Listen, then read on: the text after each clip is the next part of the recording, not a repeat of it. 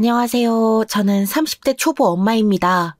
처음에는 육아휴직을 받고 딱 6개월만 지나면 바로 복귀할 계획을 가지고 있었어요. 하지만 그건 정말이지 저의 엄청난 착각이더라고요. 그래서 복귀하고 10개월 만에 퇴사를 해서는 새로운 일을 시작했답니다. 지금은 너무나도 만족스러운 삶을 살고 있죠. 제 친구들은 다들 좀 이른 나이에 결혼을 했어요. 제 나이가 늦은 것은 아니라고 생각되는데 또 친구들을 보면 그게 아닌가 싶더라고요. 친구들은 벌써 애들을 유치원을 보내고 있거든요. 그 친구들이 육아를 하면서 너무 힘들다고 이야기를 할 때마다 솔직히 저는 조금도 공감이 되지 않았어요. 저 같은 경우는 시부모님께서 적극적으로 도와주신 덕분에 덜 힘들었다고 생각해요. 만약 독박 육아라도 했다면 정말이지 어떻게 버틸 수 있을까 상상만 해도 고개를 절레절레 흔들게 되네요. 인터뷰를 하러 간 곳에서 남편을 만난 저는 2년 정도 연애를 하다가 결혼을 했어요. 저희 집은 재혼 가정이었는데 그다지 좋은 분위기였다고는 말하기 어려운 쪽이에요.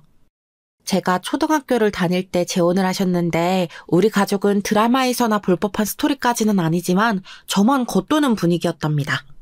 새어머니께서는 보호자 그 이상도 이하도 아니셨고 아버지는 그런 새어머니 눈치를 보기 바쁘셨거든요. 거기다 두 분 사이에서 태어난 동생들도 셋이나 있다 보니 부모님의 관심이 제게 오기란 하늘에서 유성우가 떨어지는 것 기다리는 것만큼이나 긴 시간이 필요했지요. 그리고 저는 그걸 기다릴 만큼의 인내심이 있던 아이도 아니었고요.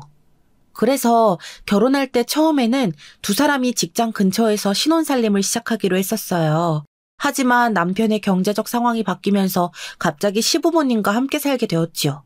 남편이 괜찮겠냐고 물었을 때 선뜻 대답하기가 어려웠어요.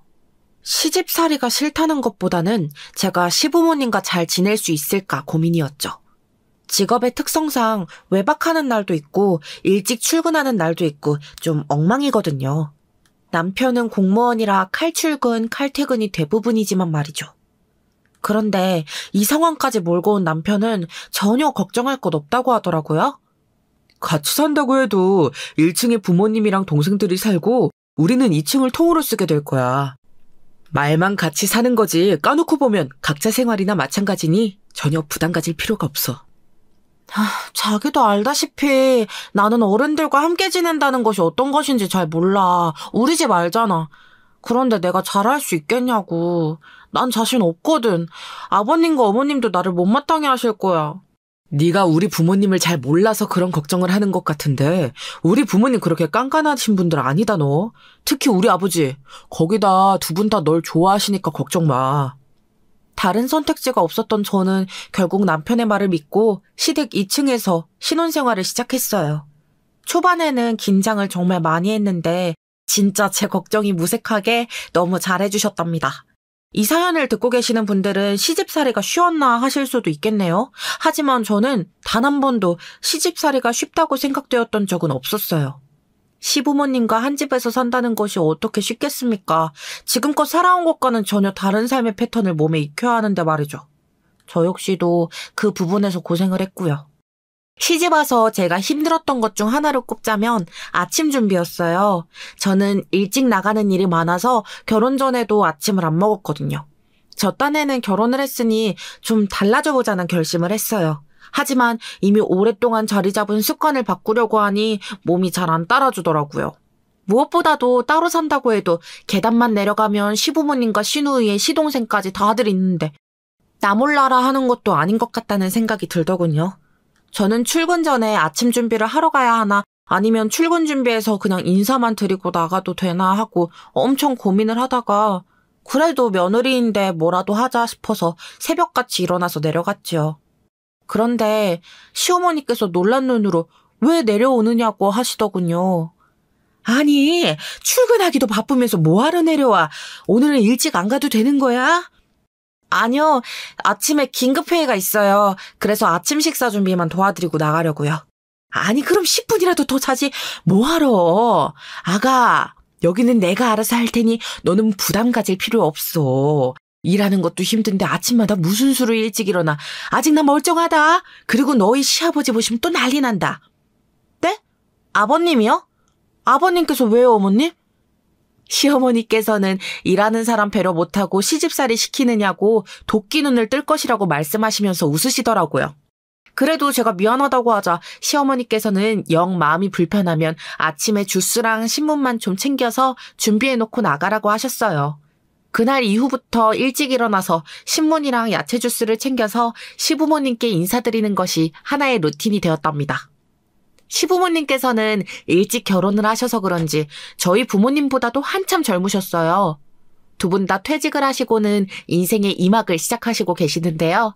학교에서 국어를 가르치시던 시어머니께서는 절에서 일을 하시고 시아버지께서는 다니던 회사를 퇴직 이후 고문역을 하시면서 봉사활동을 하고 계시지요. 두 분 다 가만히 있는 것을 싫어하시는 쪽이라 집에 계시는 시간보다 밖에 있는 시간이 많으셨어요. 특히 시아버지께서는 공부할 여건이 안 되는 아이들을 복지관에서 가르치고 있으신데요. 이야기를 들어보면 아이들에게 엄청 호랑이 선생님이신 것 같더라고요. 복지관에 공부하러 오는 아이들이 버릇없이 굴면 가차없이 꾸짖고 무엇이 잘못되었는지 꼭 스스로 생각해보게 만든다고 하셨죠. 처음 그 이야기를 들었을 때는 조금 조마조마했어요. 요즘 분위기가 그렇잖아요. 자기 아이들이 밖에 나가서 혼나고 들어온다는 것이 용납이 안 되는 분들도 많고요. 나도 아까워서 혼을 못 내는데 왜 다른 사람이 혼을 내느냐고 따지기도 하고요. 설마 잘못을 했는데 그런 말 하는 사람이 어디 있겠냐고 생각하실 수도 있는데요. 요즘은 꽤 많은 엄마들이 그렇게 생각한답니다.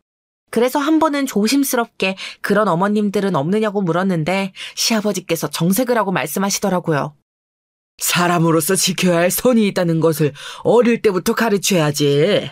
뭐가 잘못이고 뭐가 잘한 것인지 아직 다 알지도 못하는 아이들을 바르게 가르칠 책임이 있는 것이 어른이야. 그래도 아버님, 요즘 엄마들이 그렇게 생각을 해도 막상 자기 아이가 한 소리 들었다 그러면 엄청 싫어하거든요. 저도 인터뷰 몇 번 해봤는데 그걸로 스트레스 받는 학교 선생님이나 보육교사, 학원 강사들까지 엄청 많단 말이죠. 그 때문에 못 본 척 눈 감는 경우들이 꽤 많답니다. 아버님은 괜찮으세요? 와서 따지는 부모님은 없으세요? 시아버지께서는 아직은 그런 부모님들을 만난 적이 없다고 하시면서 무료로 아이들에게 공부를 가르쳐주고 있지만 진정 자신이 알려주고 싶은 것은 사람으로서 지켜야 할 도리라고 하셨죠. 워낙 단호하게 말씀하시다 보니 그렇게 하지 마시라는 이야기가 쉽게 나오질 않았어요. 남편의 말에 의하면 시아버지께서는 예전부터 그런 분이셨다고 하더군요. 그 때문에 시어머니와 가족들이 마음 졸인 적이 한두 번이 아니라고 하면서요. 이렇게 들으면 어느 정도인가 싶으시겠지만 무엇을 생각하시든 그 이상이랍니다. 한 번은 가족끼리 외식을 하고 고깃집을 나서는데 길에서 교복을 입은 학생들이 비틀거리면서 걷고 있더라고요. 딱 봐도 술에 떡이 되었구나 싶었지요. 얼마나 많이 마셨는지 학생들은 몸도 가누지 못하고 걷다가 갑자기 전봇대로 붙들고 속에 있는 것을 개워내고는 그대로 바닥에 주저앉더라고요. 무슨 이런 일이 다 있나 싶어서 저절로 시선이 갔죠. 그런데 학생들은 다른 사람들과 눈만 마주쳐도 욕을 하며 소리를 지르더라고요. 그 모습에 다들 눈을 피하며 지나가기 바빴죠. 학생들에게 뭐라고 하는 사람들이 단 한 명도 없었답니다. 그런데 갑자기 시아버지께서 학생들에게 다가가셔서는 아이들에게 말을 거시더라고요. 그 모습을 보고 얼마나 심장이 벌렁거렸는지요. 아니나 다를까 아이들은 시아버지께 영감탱이가 미쳤냐며 소리를 질렀어요. 하지만 시아버지께서는 전혀 물러서는 것도 없이 미성년자가 어디서 술이 생겨 이렇게 마신 것이냐며 꾸짖으셨죠. 자기 몸을 주체하지도 못할 정도로 마실 술은 어디서 난 거냐. 이래가지고 집에는 어떻게 들어가려고. 여기서 잠들면 큰일 난다. 정신 차리고 일어나봐. 집은 어디인지 알겠어? 아버지, 지금 뭐 하세요? 어서 그냥 가요. 아니, 애들이 여기다가 잘못되면 어쩌려고 그냥 간단 말이야. 나쁜 사람들한테 큰 봉변이라도 당하면 어쩌려고. 아버지, 그건 저 애들이 알아서 할 문제예요. 남편의 말에도 시아버지께서는 아이들에게 생수를 건네주시며 정신 차리고 집에 가야 한다고 하셨어요. 보다 못한 저는 경찰에 신고를 했고 곧 순경들이 다가와서 아이들을 데려갔죠. 시아버지께서는 아이들이 걱정이 되셨는지 경찰서까지 따라가신다고 하셨지만 남편과 제가 뜯어말려서 겨우 집으로 돌아왔답니다. 이런 일은 그나마 다행이었어요. 더 심한 일도 있었는데요. 하루는 시부모님께서 외출을 나갔다가 들어오셨는데 시어머니께서 아주 사색이 되셨더라고요. 그리고는 방금 엄청난 일을 겪었다고 하시면서 말씀해 주셨는데 듣고 있는 제가 다 놀라서 기절할 것 같았답니다. 두 분이 영화를 보고 오시는 길에 학생을 만났는데 애들이 시아버지께 다가와서는 돈을 줄 테니 담배를 좀 사달라고 했다는 거예요.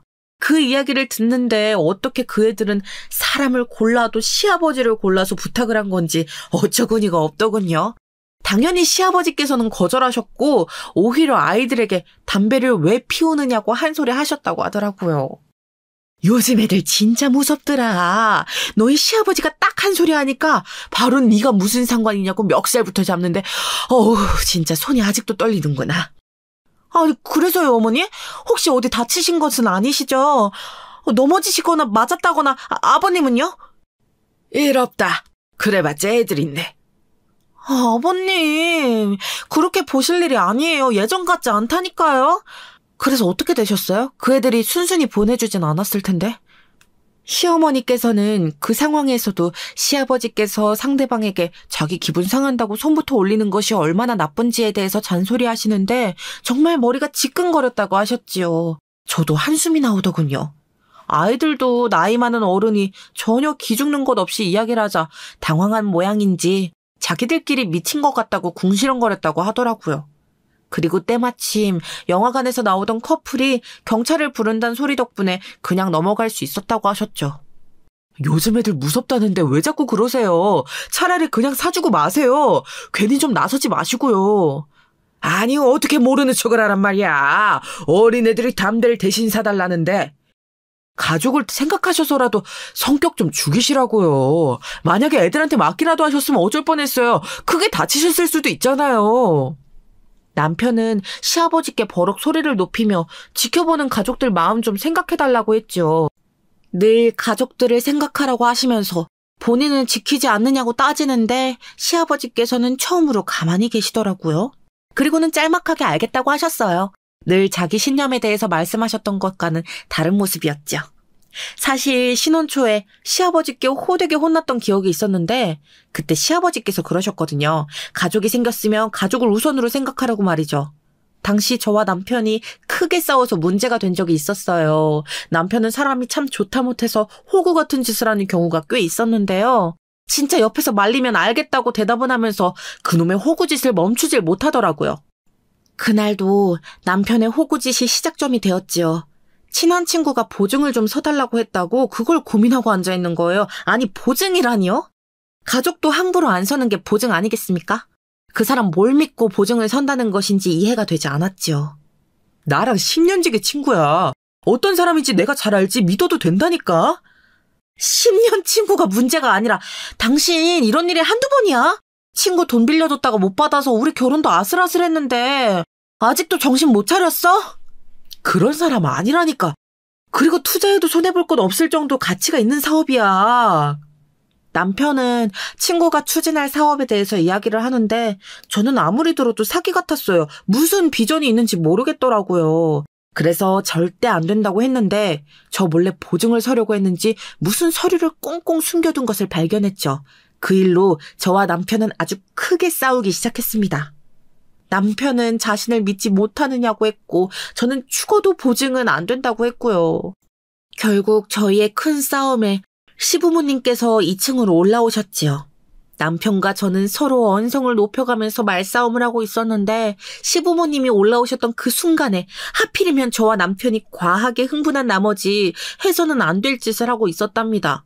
남편은 거실 탁자 위에 있던 책을 제가 있는 방향으로 던졌고 그에 화가 난 저도 식탁 위에 있던 남편의 가방을 던져버렸죠. 그 모습에 시아버지는 호랑이가 포효를 하듯이 엄청 큰 소리로 남편과 저의 이름을 부르시더군요. 그렇게 화를 내시는 모습을 본 적이 없던 저는 너무 놀라 바닥에 주저앉고 말았고요. 남편 역시 사색이 된 얼굴로 더듬거리며 시아버지를 불렀죠. 시아버지께서는 굳은 얼굴로 지금 뭐 하는 짓이냐고 하시더니 둘 다 1층으로 내려오라고 하셨어요. 죄인처럼 1층으로 내려가니 시누이와 시동생이 고개를 갸웃하며 눈치를 보다가 시아버지 얼굴을 보고는 후다닥 자기 방으로 들어가더군요. 그 모습에서 뭔가 잘못되었구나 싶은 생각이 들었지만 찍소리도 못하고 시부모님을 따라 방으로 들어갔죠. 시아버지는 저희가 들어오자마자 무릎 꿇고 똑바로 앉으라고 하셨어요.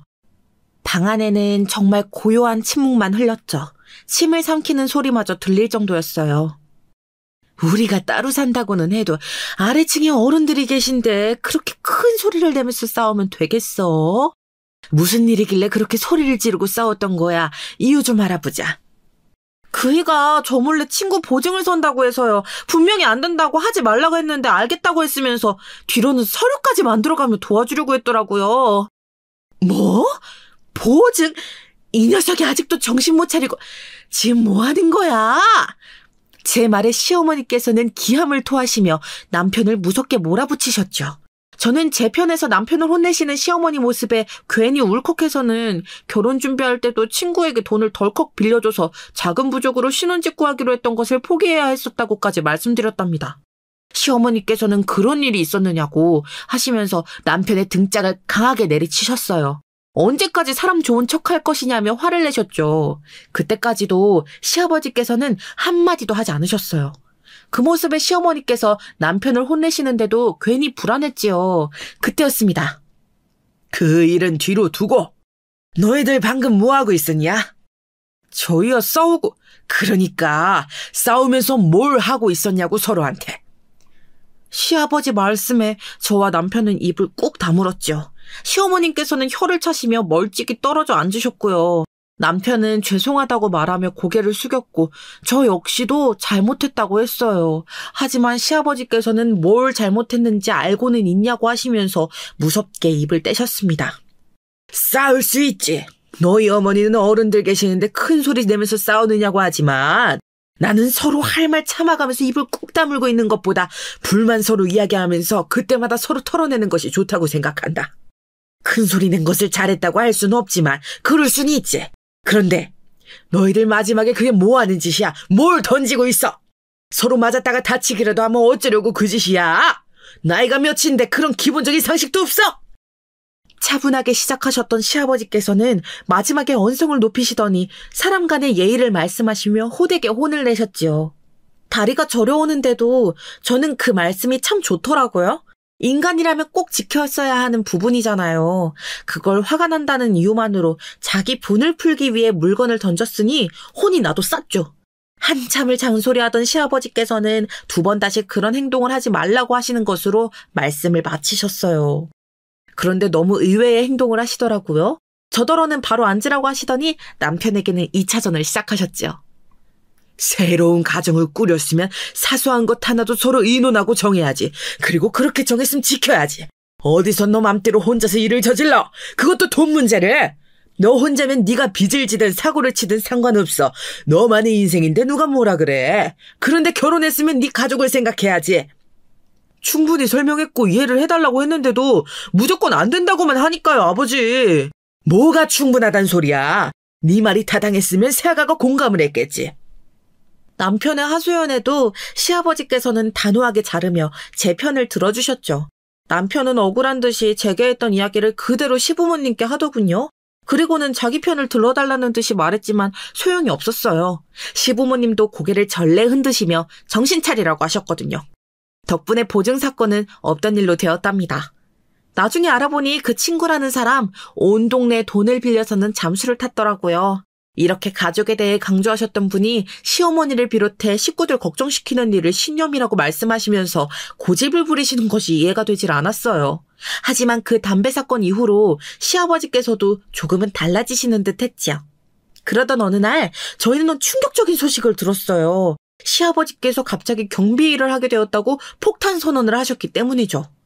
정말이지 너무 놀라서 숨이 턱하고 막힐 정도였답니다. 과연 아버님께서 하실 수 있으실까 의문이 들었어요. 분명 별의별 사람들을 만나실 텐데 아버님 성격에 못 본 척하고 지나가실 수 있을까 싶었죠. 저는 갑자기 왜 경비 일을 하시느냐고 물었어요. 당시 경비를 얕잡아보고 함부로 하는 사람들에 대한 뉴스도 심심치 않게 나오고 있었거든요. 실제로 저도 인터뷰를 많이 하고 다녔기 때문에 세상에 얼마나 이상한 사람들이 많은지 잘 알고 있었고요. 그래서 무조건 말려야겠다는 생각뿐이었어요. 제가 아는 시아버지라면 그런 사람들과 분명 마찰을 일으킬 것 같았기 때문이었죠. 그런데 시아버지께서 하시는 말씀이 참 너무도 당황스러워서 그냥 입이 떡 하고 벌어지더라고요. 시아버지께서는 회사 동료가 경비회사를 시작하셨는데 자기더러 와달라고 해서 말단 직원으로 가겠다고 하셨다는 거예요. 아니 간부로 와달라는데 왜 말단 직원이냐고 했더니 자신은 그 일에 대해 아는 것이 없으니 경비회사에서 하는 일부터 해봐야 하지 않겠냐고 하시더군요. 듣고 계시는 분들도 굳이 왜? 라는 생각을 하셨을 것 같아요. 시누이가 바로 그 자리에서 그 말을 직접 하기도 했고요. 하지만 시아버지의 의사는 분명하셨답니다. 남편은 왜 이렇게 이상한 부분에서 고집을 부리시느냐고 했지만 그 누구도 말리지를 못했죠. 저 역시도 시아버지의 말씀이 머리로는 조금이나마 이해를 하겠는데 그냥 네 알겠습니다 하는 소리는 나오질 않았습니다. 아버지, 마음은 알겠는데요. 그래도 이게 그게 아니에요. 요즘 경비한테 험하게 구는 사람들이 얼마나 많은데 그 일을 한다고 하세요. 그러니까요, 아버님. 경비일한다고 무시하는 인간들도 많고요. 괜히 트집 잡는 사람들도 많아요. 별거 아닌 걸로 잘라버릴 거라고 협박하기도 하고요. 나도 다 들었단다. 그런 사람들도 있겠지만 아닌 사람들도 있겠지. 그리고 길게 하겠다는 것도 아니야. 그저 몇 달만 해보기로 했으니 너무 걱정들 하지 마라. 시아버지께서는 결국 저희의 만류에도 불구하고 경비 일을 시작하셨어요. 저희는 정말 딱 3개월만 해보시고 그만두셔야 한다고 신신당부를 했답니다. 하지만 그 짧은 3개월 안에 일이 터질 것이라고는 그 누구도 생각하지 못했어요. 처음에는 일이 재미있다고 하셨어요. 경비가 할 일이 참 많더라고 하시면서 즐거운 모습을 하고 다니셨죠. 저희가 걱정했던 것이 허무할 정도로 말이죠. 하지만 결국 일은 터지고 말았어요. 하루는 퇴근해서 들어오시는 시아버지 안색이 너무 나쁘시더라고요. 무슨 일이라도 있었냐고 물었더니 시아버지께서 긴 한숨을 내쉬면서 오늘 단지 내에서 있었던 일에 대해서 이야기를 하셨습니다. 시아버지께서 근무하시는 곳 바로 앞에 놀이터가 있는데 초등학생으로 보이는 아이들이 몰려오기에 자기들끼리 놀려고 그러는가 보다 하고 처음엔 그냥 넘기셨다고 해요. 그런데 뭔가 이상한 기분이 들어서 아이들이 뭘 하고 있는지 유심하게 보셨다가 깜짝 놀랐다고 하시더라고요. 여럿이서 동그랗게 아이 하나를 감싸고 서서는 발로 툭툭 차는 것은 물론 가방을 쥐고 이리저리 흔들기 시작하더라는 거예요. 너무 놀란 시아버지께서는 처음에 자신이 잘못 봤다고 생각하셨대요. 어린애들이 몰려다니며 하나이를 괴롭힐 것이라고는 상상도 못하셨기 때문이라고 하시면서 그냥 봐도 초등 저학년으로 보였다고 하셨죠. 듣는 저도 어이가 없었는데 직접 보신 시아버지께서는 오죽하셨을까요? 시아버지께서는 아이가 외치는 소리에 정신을 번쩍 차리고 자리를 박차고 일어나셨어요. 맡고 있던 아이가 울먹이며 소리를 지른 것이죠. 더 무서운 것은 우는 아이의 입을 다른 아이들이 억지로 막으려고 했다는 거예요. 진짜 충격이었죠. 시아버지께서 큰 소리로 뭐하고 있느냐고 했더니 아이들이 놀라서 돌아보는데 아이들 반응이 이상했다고 하시더군요. 저는 아이들이 시아버지를 발견하고 도망이라도 칠 줄 알았는데 오히려 웃었다고 했어요. 시아버지께서 아파트 경비라는 것을 알고는 코웃음을 치며 무슨 상관이냐고 했다더군요. 시아버지께서는 어처구니 없는 아이들에게 딱딱한 목소리로 엄하게 말씀하셨죠. 왜 여럿이서 친구를 괴롭히고 있어? 학교에서 그런 일을 해서는 안 된다는 것을 배우지도 못했어? 그리고 친구 입은 왜 막고 있는 거냐? 당장 그 손 치우지 못해? 남이 뭐라든 무슨 상관인데요? 경비 주제? 맞아. 경비는 실패자들이나 하는 거랬어. 아이들의 대답에 도대체 집에서 부모들이 아이들을 어떻게 가르치기에 저런 생각을 하는 것인가 싶었던 시아버지께서는 학교가 어디냐고 물어보시고는 당장 경찰서에 신고를 하겠다고 엄포를 놓으셨다고 해요. 그제야 아이들이 겁을 먹었는지 뿔뿔이 흩어져서 도망을 쳤다고 하더군요. 그 모습에 어이가 없으셨던 시아버지께서는 울고 있는 아이를 잘 달래서 집으로 보냈다고 하셨죠. 그리고 앞으로 이런 일이 또 있다면 꼭 어른에게 도움을 요청하라는 말도 덧붙이셨고요. 이야기를 들으신 시어머니께서는 학교에서도 그런 일이 있었을 것이라고 하시면서 조속히 어른들이 나서서 해결해야 한다고 걱정하셨답니다. 그때까지만 하더라도 저희 가족은 이 일이 시아버지께 문제가 될 것이라고는 조금도 생각하지 못했어요. 누가 상상이라도 했겠습니까? 이 일이 눈덩이처럼 커져서 시아버지께로 돌아올 것이라고 말이죠. 그 뒤로 일주일 정도 지났을까요? 저는 시아버지의 표정이 예사롭지 않다는 생각이 들었습니다. 초반에 밝아 보이셨던 얼굴은 어디로 가고 없고 근심이 가득한 얼굴을 하고 계셨지요. 저희가 무슨 일이라도 있으셨냐고 물었지만 시아버지께서는 대답을 피하시기만 하셨어요. 시어머니께서는 아무래도 그 초등학생 일이 마음에 걸리셔서 그런 것 같다고 하셨고 남편을 포함한 다른 가족들 생각도 비슷했고요. 하지만 저는 그 일과는 별개의 다른 문제가 있는 것 같았어요. 하지만 좀처럼 이야기하기를 꺼려하시는 통에 무슨 일인지 알아낼 방법이 없더군요. 그러던 어느 날이었어요. 요리에 재능도 감각도 없는 저는 가족들 빨래만큼은 꼼꼼하게 챙겨서 했었는데요. 그날따라 시아버지의 경비복이 땀으로 흠뻑 젖어 있더라고요. 먼지도 많고요. 무슨 험한 일을 한 사람처럼 말이지요. 평소에도 그랬다면 그냥 넘어갔겠지만 한 번도 그런 일이 없었단 말이죠. 그래서 저는 시아버지께서 봉사활동을 마치는 시간에 맞춰서 모시러 나갔어요. 살짝 이유를 좀 여쭤볼 요량이었지요. 제가 마중 나왔다는 사실에 놀라신 시아버지께서는 제가 팔짱까지 끼며 데이트하러 가자고 했더니 그런 말도 할 줄 알았느냐고 하시며 기분 좋은 웃음을 터뜨리셨어요. 그렇게 두런두런 이야기를 하다가 저는 조심스럽게 말을 꺼냈지요.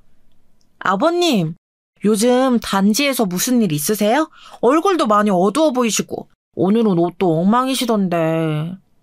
일은 무슨 경비 일이 다 그렇지. 다 그렇다고 말씀하시고 넘기기엔 한 번도 이러셨던 적이 없으셔서요. 처음에 약속하셨던 대로 3개월이 곧 끝나간다고 하시지만 아버님 표정을 보고 있으면 당장이라도 그만두셔야 하는 것이 아닌가 싶거든요. 저의 걱정스러운 말투에 시아버지께서는 제 손등을 한동안 토닥이시더니 어렵게 이야기를 꺼내셨어요. 사실 초등학생 때 사건이 일어난 며칠 뒤 괴롭히던 무리 중에 아이 하나가 자신의 엄마를 데려와서는 시아버지께서 자기들에게 소리를 지르고 화를 냈다고 하더라는 거예요. 그리고 그 엄마라는 사람은 어떤 일이 있었는지 앞뒤 확인도 하지 않고는 대뜸 남의 집 귀한 아이한테 무슨 짓이냐고 삿대질까지 하면서 화를 냈고요. 어이가 없던 시아버지께서는 그날 그 아이가 어떤 짓을 했는지 이야기를 하시면서 오히려 그 아이의 잘못을 가르쳐야 하지 않겠느냐고 역으로 한마디 해주셨다고 했죠. 저는 그 이야기를 듣는 순간 아이 엄마라는 사람이 어떻게 나왔을지 눈에 선하게 그려지더군요. 그 엄마라는 사람이 자기 아이가 그렇게 행동했을 리가 없다 그러는데 아우 참 너희들이 이야기한 것과는 다름없는 소리들만 늘어놓더구나. 그 아이도 자기들끼리 놀이를 하고 있었을 뿐이라고 하고. 놀이요? 그래서요? 그 사람이 뭐라고 하던가요?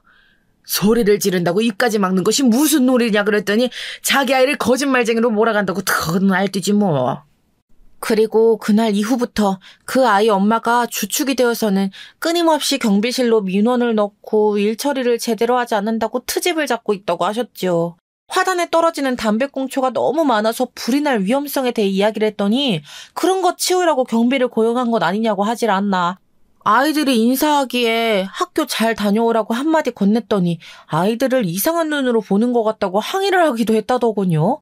저는 너무 화가 나서 당장이라도 그만두시라고 말씀드렸어요. 시아버지께서도 사실은 너무 기분이 나쁘셔서 그만둘까도 했지만 말처럼 3개월이 얼마 남지 않았으니 그때까지만 참아볼 생각이라고 하셨죠.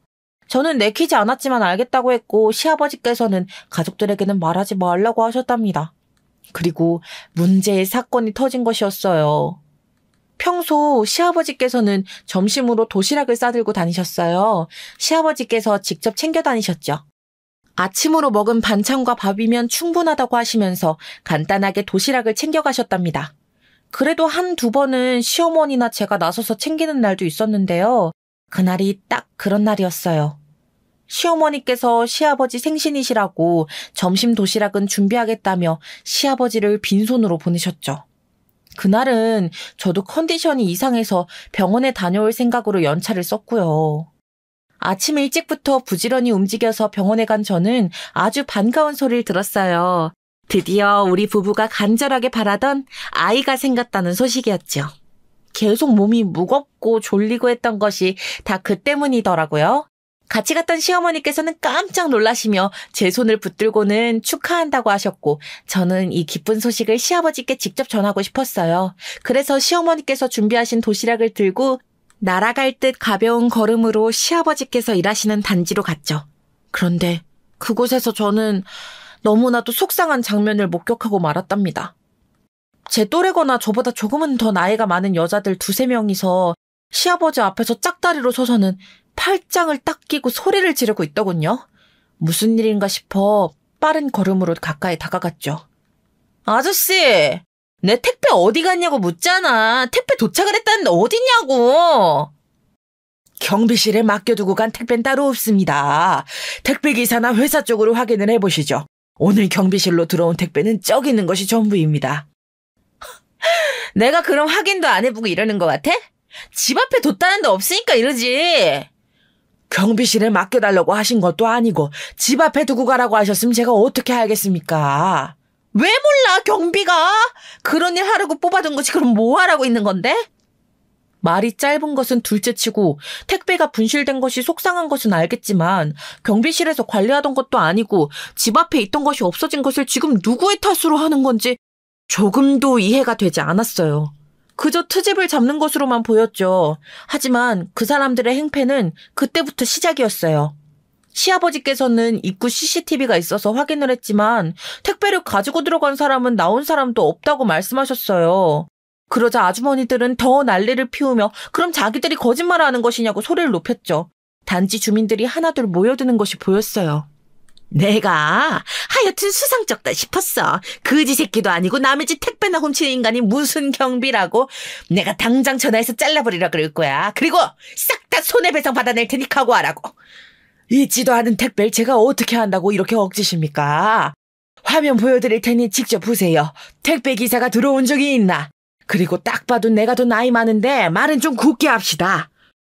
시아버지께서도 더 이상은 안 되겠다 싶으셨는지 목소리를 높이며 같이 CCTV를 보러 가자고 하셨죠. 하지만 그 아주머니는 정색을 하며 벌써 지웠는지 누가 아느냐며 믿을 수 없다고 소리를 지르셨어요. 저는 무슨 억하심정이 있어서 시아버지께 저러나 싶어서 제가 나서야겠다는 생각이 들었죠. 그때였죠. 배운 것이 없어서 그 나이 처먹도록 할 줄 아는 일이라곤 경비일밖에 없는 주제에 누굴 가르치려 들어? 동네 애들한테 다 한 소리씩 해대고 알고 보면 이 인간 송아성 그 뭐시게 막 그런 거 아니야? 애들만 보면 환장하는? 지금 뭐라고 하셨습니까? 사람이 좋게 말을 하면 선은 지켜야지 입 밖으로 나온다고 다 말이 되는 줄 알아요? 애 키운다는 분이 뭐 하시는 겁니까? 그래서 애가 뭘 배우겠어요? 저는 그 아주머니의 말에 너무 화가 났지만 그와 동시에 누구인지 알겠더군요. 친구를 괴롭히다가 시아버지께 혼이 났다는 그 아이의 엄마였던 거죠. 참, 그 부모의 그 자식이라고 왜 애가 그렇게 못된 행동만 하나 했더니만 딱 부모를 보니 알겠더군요. 남의 걱정하지 말고 아저씨나 똑바로 해. 내 택배 어딨어? 내놓으라고 이 도둑놈의 새끼야. 당장 잘리고 싶어? 아주머니, 적당히 하시죠. 그렇게 억울하면 어디 봅시다. 택배 도착했다는 문자. 저는 그 아주머니의 상식 이하의 행동을 더 이상 참지 못하고 앞으로 나섰어요. 시아버지께서는 깜짝 놀란 얼굴로 저를 보시더니 이내 얼굴을 붉히시며 시선을 돌리셨죠. 아무래도 방금까지의 모습들을 제가 보고 있었다는 것이 부끄럽다고 생각하시는 것 같았어요. 저는 시아버지 옆에 서서는 시아버지의 차갑게 굳은 손을 꼭 쥐고는 다시 아주머니에게 말했죠. 어디 보자고요. 택배 도착했다는 문자. 그 문자 받고 나가봤는데 택배가 없었다는 말이잖아요. 그러니 택배가 도착했었다는 증거부터 보여달라고요. 이건 또 뭐야? 넌 누군데 이래라 저래라 명령질이야? 단어 선택에 주의 좀 하세요. 어휘 수준이 진짜. 그리고 제가 누구인 것이 중요한가요, 지금? 지금 상황에서 가장 의문스러운 부분이 애시당초 택배가 있었던 것이 맞기는 한 것인가 아니겠어요?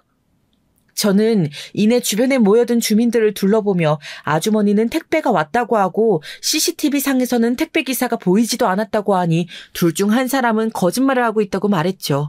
제 말이 설득력이 있었는지 다들 고개를 끄덕이며 택배가 있기는 했던 것인지 자기들끼리 수군거렸죠. 상황이 자기가 원하는 방향대로 흘러가지 않자 아주머니의 얼굴은 점점 창백해져 갔어요. 저는 단박에 택배가 왔다는 것 자체가 거짓이라는 것을 눈치챌 수 있었지요. 제가 연이어 압박을 가하자 아주머니는 평소 행실에 문제가 있는 사람이라 당연히 의심을 할 수밖에 없다고 하더군요. 저는 주먹을 피가 날 정도로 꼭 쥐고는 최대한 침착하게 말했어요. 어떤 행실 말입니까? 평소에 경비 일을 하시면서 무슨 문제가 있어서 무턱대고 소리만 지르셨는데요? 온 동네 꼬마애들 다 찝쩍거리고 어떻게든 말 한마디 붙여보려고 그러고 다 늙은 영감탱이가 애들한테 상상만 해도 소름 돋아. 확실한 증거가 있어서 하시는 말씀인가요? 우리 애가 증인이죠. 저 인간만 보면 우리 애가 얼마나 놀랐는지, 어우. 저는 이를 악물고는 품에서 명함 한 장을 꺼내어 아주머니에게 건넸습니다. 그리고는 감정을 싣지 않으려고 최대로 노력하는 목소리로 말했죠. 방금 하셨던 말씀 제가 정식으로 조사해서 기사화해도 되겠습니까? 아주머니 말씀대로라면 이대로 두고 볼 수는 없는 것 아니겠어요? 아주머니는 제가 건넨 명함과 저를 번갈아 바라보더니 얼굴이 붉어지다 못해 터져나가려고 하더군요. 앞에서 이미 눈치를 채신 분이 계실지도 모르겠지만 저는 기자였습니다. 지금이야 출판사에서 편집자로 일하고 있지만 한때는 저도 밤을 새워가며 사건을 쫓는 그런 취재기자였지요. 그것도 메이저 방송국의 기자 말이죠. 제가 주로 다루던 것이 사회적 이슈가 되는 일들이라 학교폭력뿐만 아니라 단지 내 갑질 사건들도 꽤나 있었답니다. 그래서 저런 아주머니들에 대해서는 알 만큼 안다고 자부할 정도는 되었죠. 기자? 기자라고? 네, 그러니까 아주머니가 말씀하신 일에 대해 제가 조사해서 공론화 해드릴게요. 어떠세요? 이렇게 입 아프게 싸우지 마시고 그렇게 되면 앞으로 이분 고개도 못 들고 다닐 텐데 더 간단하지 않겠어요? 나는 그런 것까지 바라는 것은 아니고. 그러면요? 저희 아버님이 잘못한 것도 없는데 이렇게 몰아가셨단 말씀이세요? 아주머니는 제가 몰아붙이기 시작하자 횡설수설하기 시작하셨어요. 주변의 웅성거림은 점점 커져만 갔죠. 시아버지께서는 이제 그만하라는 듯이 제 팔을 당기셨지만 저는 그럴 생각이 조금도 없었어요. 그 아주머니는 시아버지를 범죄자인 양 대했잖아요. 어린아이를 비정상적인 시선으로 바라보는 그런 범죄자 말이죠. 저는 목소리를 최대한 크게 내면서 물었어요. 주변 사람들이 다 들을 수 있도록 말이죠. 그럼 어떤 아이가 친구를 놀이터에서 발로 차고 가방을 당기면서 괴롭히다가 막상 피해 아이가 울면서 도움을 외치니 오히려 그 입을 틀어막은 일은 어떠세요? 요즘 이슈에 딱 맞는 것 같은데. 이쪽을 조사해보는 것도 좋을 것 같아서 말이죠. 제 말이 이어지면 이어질수록 아주머니의 얼굴은 붉어지다 못해 검게 변할 정도였어요. 저는 그런 아주머니의 얼굴을 똑바로 바라보며 마지막 결정타를 날렸답니다. 그걸 잘못되었다고 꾸짖은 어른에게 와서는 당신이 뭔데 우리 귀한 아이에게 훈계질이냐며 갑질을 한 것도 좋은 기사감 아닌가요? 아니면 그걸 복수하겠다고 일부러 험한 일만 골라서 시킨다거나 있지도 않은 일을 만들어 누명을 씌우는 그런 이야기는요? 예를 들어 오지도 않은 택배가 사라졌다 같은 일 말이죠. 아주 완벽하게 기사 하나 나올 것 같지 않으세요? 제 이야기에 다른 주민들도 전후 사정을 다 알게 되면서 다들 어떻게 인간이 저럴 수 있느냐부터 시작해서 아이한테 뭘 가르치고 있는 것이냐 등의 비난 섞인 말들이 튀어나왔어요. 아주머니는 부끄러움에 얼굴을 들지도 못하고 빠른 걸음으로 사라졌지요. 저는 그 뒤에 대고 사과도 없이 그냥 가느냐고 소리를 질렀지만 아주머니는 말 그대로 바람처럼 사라지더군요. 당사자가 도망을 치자 곁에서 편을 들던 아주머니들도 혼비백산해서 사라졌고요. 동네가 한동안은 오늘 이야기로 시끄럽겠더라고요. 시아버지께서는 개운하다는 얼굴을 하시는 것과 동시에 씁쓸한 표정을 짓고 계셨죠.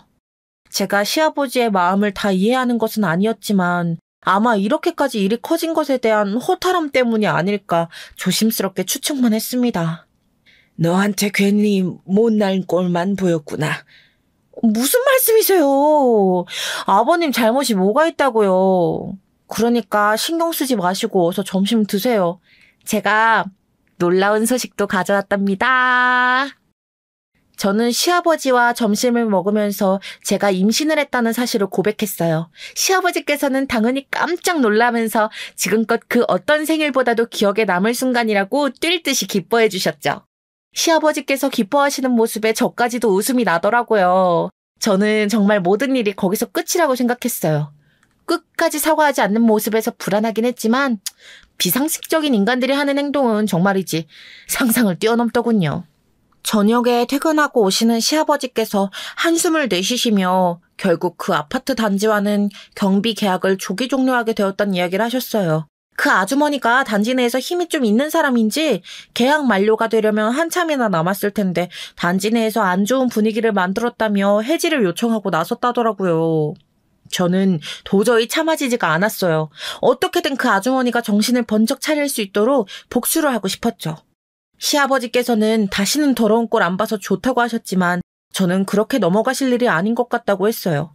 남편도 아이한테는 좋은 것만 보여주자며 말리더군요. 하지만 저는 만반의 준비를 하고는 다시 아파트 단지를 찾아갔어요. 아주머니를 찾는 일은 생각보다 쉽더군요. 경비를 자신이 싹 갈아치웠다고 동네방네 자랑을 하고 다녀서 조금만 물어도 술술 나오더군요. 그래서 저녁 시간에 맞춰 당당히 그 집을 찾아갔죠. 저를 본 아주머니 얼굴은 무슨 염라대왕이라도 본 것처럼 깜짝 놀라더라고요. 저는 할 말이 있다고 하면서 밀고 들어갔죠. 아주머니는 그런 저를 붙들고는 제발 자기랑 이야기하자면서 나가자 그랬죠. 당연히 저는 그럴 생각이 1도 없었고요. 나랑 이야기해요, 제발. 내가 다 잘못했으니까 여기서 이러지 말고 내가 이렇게 빌게요. 사과를 할 대상이 잘못되셨죠. 그리고 분명 먼저 시작한 쪽은 아주머니시고요. 내가 잘못 생각했어요. 당장이라도 사과할 테니까 제발 좀 나가서 이야기해요.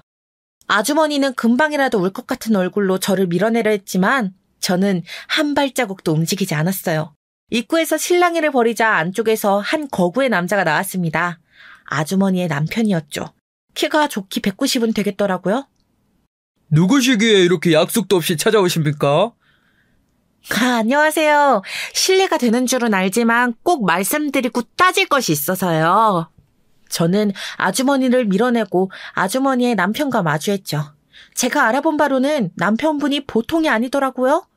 아주머니는 마지막까지 저를 어떻게든 끌어내려 했지만 저는 뿌리치고는 정식으로 인터뷰를 하러 왔다고 말하며 녹음기를 보이는 곳에 내려놨어요. 아주머니의 남편은 이 상황이 당황스러웠을 텐데도 꽤나 침착해 보이셨어요. 저는 그동안의 일들을 하나도 빠짐없이 다 이야기했습니다. 당연히 모든 일의 시작이 되었던 아이들 폭행 사건도 빼놓지 않았고요. 제 이야기가 길어지면 길어질수록 부부의 얼굴은 참으로 가관이더군요. 아주머니는 남편분의 눈치를 보면서 어쩔 줄 몰라하고 아주머니의 남편은 주먹을 부르르 떨 만큼 화를 참고 계셨죠. 이 모든 일에 대해서 단지 내의 한 주민이 저지른 갑질을 주제로 기사를 쓰려고요. 당연히 그 주민과 가족들이 어떤 일을 하는지도 낱낱이 밝혀지겠죠? 미쳤어! 진짜 요즘 세상에 어떤데 그따위 짓을. 내가 저번에 분명 경고했지. 한 번만 더 이런 짓거리 하는 걸 알게 되면 이혼이라고. 내 경고가 장난 같았어? 여보, 그게 아니라 내 말도 좀 들어봐. 이 상황까지 왔는데 무슨 말이 더 남았는데. 내가 당신 그 행동이 부끄러워서 이사까지 왔는데 여기서 또 그러고 있잖아. 아주머니 남편의 분노는 예상을 훨씬 뛰어넘었어요. 저한테 화를 내는 것도 아닌데 제가 다 무섭더군요. 아주머니의 남편은 제게 어떻게 하면 되겠느냐고 바로 물어보셨고 저는 다른 것은 필요 없으니 시아버지께 제대로 된 사과를 하길 바란다고 했죠. 아주머니 남편은 다른 보상은 필요 없느냐고 했지만 저는 딱 잘라서 사과를 제대로 하라고 했어요. 가만히 저를 보던 아주머니의 남편은 경비회사 계약 취소는 없던 것으로 할 수 있도록 노력하겠다는 말과 함께 따로 연락을 주겠다고 했죠. 저는 가벼운 마음으로 집으로 왔고요. 하지만 세상 일이 참 좋게만 흘러가지 않더군요. 경비회사 일은 잘 마무리되었지만 끝까지 그 아주머니는 사과하러 오지 않았어요. 들리는 소문에는 이혼당하고 미쳤다는 말도 있고 이혼까지 한 마당에 사과는 무슨 사과냐고 도망을 쳤다는 말도 있었답니다. 어느 것이 진실인진 모르지만 결국 그 사람은 자신이 한 일에 책임을 지기를 포기한 것이나 다름없었죠. 마지막이 좀 개운하지는 않았지만 그래도 시아버지께서는 괜찮다고 하시네요. 그런 인간은 어디를 가도 두 다리 뻗고 잘 지낼 팔자는 아니라고 하시는데 어떻게 보면 그 말이 더 무섭긴 하네요. 어디선가 우연이라도 이 사연을 듣고 있다면 그 아주머니에게 꼭 말해주고 싶네요. 지금 자신이 이혼당하고 불행하다 느낀다면 그 모든 일의 원인은 자신의 비정상적인 사고방식에 있음을 잊지 말라고요. 그리고 자신이 도대체 무슨 잘못을 했냐고 생각되신다면 앞으로 더 수렁으로 빠지는 인생이 기다리고 있을 것이라고 말이죠. 끝까지 들어주셔서 정말 감사드립니다. 안녕하세요. 저는 경기도 수원에서 두 아이들을 키우고 있는 엄마이자 동네에서 책방을 운영하고 있는 여자입니다. 참고로 오늘 제가 전할 이야기는 아이들에 관련된 것은 아니고요. 장르를 말하자면 복수극이에요. 저는 오랫동안 몇 사람에게 괴롭힘을 당했고 최근 그들에게 복수할 기회가 있어 시원하게 한 방 먹이니 100년 묵은 체증이 내려가는 기분이 들었어요. 사실 저는 결혼하기 전엔 집안 식구들 간의 갈등을 전혀 이해하지 못했던 사람 중 한 명인데요. 왜냐하면 부모님의 금지옥겹 외동딸로 자라나기도 했고 저희 가족이 원체 화목하기도 했기 때문인데요. 가족이 화목해지기 위해 필수 조건이 부유함이라고 생각하시는 분들 있으실까요? 그렇다면 저는 단연코 아니라고 말씀드리고 싶은데요. 저희 집은 언제나 반지하를 벗어나지 못하는 가난한 형편 속에서도 웃음이 끊기지 않았어요. 저희 부모님은 늘 지금보다 좋은 미래가 있을 거라며 조금만 참고 기다리자고 했지요. 어렸을 적엔 이런 가정 형편을 이해하지도 못하고 미워하기도 하며 가지지 못한 것에 욕심을 부리곤 했었어요. 엄마, 나 옆집 순이가 가지고 있는 가방 나도 가지고 싶어. 가방 못 사주면 하다못해 필통이라도 사줘. 미안해, 영미야. 엄마가 이번 달 월급 들어오면 사줄게. 더 이쁜 걸로, 조금만 참자, 우리 딸. 다른 아이가 번듯이 들고 다니는 걸 나는 갖지 못해 참아야 한다는 걸 이해할 수 없었어요. 끝내는 엉엉 울고 말았지만 그럴 때마다 부모님은 저를 달래주시며 조금만 참자고 하셨어요. 지금은 사랑하는 외동딸에게 필통 하나 못 사주는 그 마음이 어떠셨을까 싶어 너무 마음이 아프지만요. 아무쪼록 저는 이런 가정의 분위기에서 자랐기에 성인이 되면서 내가 정말 믿고 의지할 수 있는 남자를 만나게 된다면 저희 집의 분위기를 닮은 가정을 만들고 싶은 마음이 컸답니다. 그리고 실제로 그런 남자를 만나게 되었는데요. 20살 마지막을 장식하는 크리스마스 날 전 끔찍한 사고를 당하고 말았습니다. 혼자인 크리스마스는 결코 보내고 싶지 않았기에 그날은 가족들이랑 삼겹살이라도 구워 먹으며 보내려 했어요. 그래서 당시 일했던 화장품 매장에서 열심히 매대를 정리하고 이제 집으로 갈 준비를 하는데 마음이 너무 급했던 것인지 앞에 돌진하는 차량을 보지 못한 것이에요. 나중에 들어보니 눈이 많이 내리는 날이었는데 바퀴가 미끄러지면서 일어난 일이라 하더라고요. 하마터면 큰 사고로 이뤄질 뻔한 아찔한 사고였습니다. 그 당시 제가 살 수 있었던 건 저를 발견하자마자 응급처치를 하고 병원까지 같이 와준 한 남자 때문이었는데요. 괜찮으세요? 정신이 드세요? 네, 근데 여기 어디예요? 병원입니다. 제가 발견했으니 다행이네요. 하얀 의사가운을 입고 멋들어지게 말했던 그 남자는 의사였어요. 그 의사 선생님 덕분에 생명을 구할 수 있게 된 저와 저희 부모님은 꼭 답례를 하고 싶어 했지만 선생님은 당연한 일을 한 것뿐이라며 사양을 했어요. 하지만 사랑이 괜히 사랑인가요? 재채기와 사랑은 참을 수 없는 것이라고 하잖아요. 이미 저를 진료해 주시며 몇 번 마주치다 그 의사 선생님에게 빠져버린 저는 정식으로 구애를 하게 되고 한 번만 만나달라라는 다소 구질한 멘트까지 날렸어요. 남편은 그때를 생각하면 제가 참 귀여웠다고 하지만 저는 큰 용기를 낸 것이었답니다. 그렇게 이어진 인연은 결국 결혼까지 다다르게 되었고 사귀고 나면서도 남편이 좋은 사람이라는 데는 더더욱 확신을 갖게 되었어요.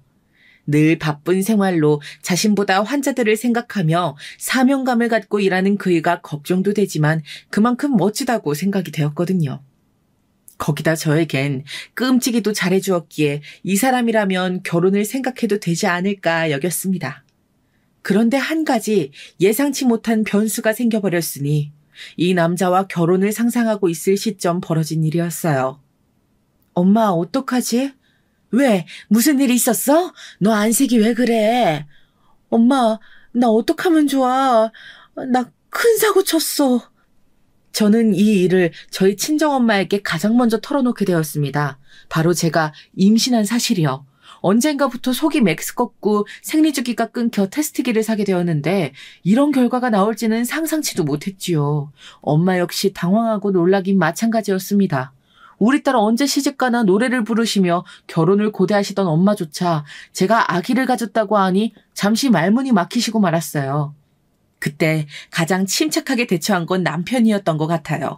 제가 조심스레 남편을 불러 전하니 남편은 듣자마자 저를 꼭 껴안으며 너무 잘된 일이라며 서둘러 양가 부모님을 뵙고 결혼 준비를 하자고 하더라고요.